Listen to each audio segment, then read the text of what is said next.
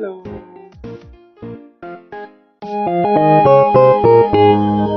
Hello, my name is Mr. Contraction, and today I'm going to be eating some letters. Yes, I love to eat letters from words.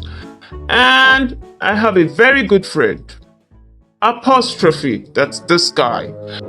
He goes with me everywhere, and whenever I eat any letter, I replace that letter with an apostrophe. So let's go food hunting because I'm going to make some words shorter. I will eat letter A and I will replace it with an apostrophe. And we'll be left with apostrophe M. Is, I will be eating letter I and I will replace it with an apostrophe and we'll be left with apostrophe S. R, I will eat letter A and I'll replace it with an apostrophe. I will be left with apostrophe R-E.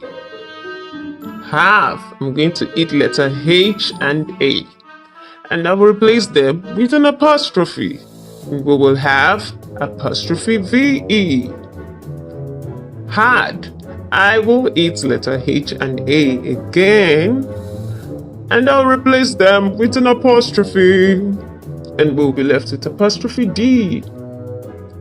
Will, I will eat W and I and replace them with an apostrophe.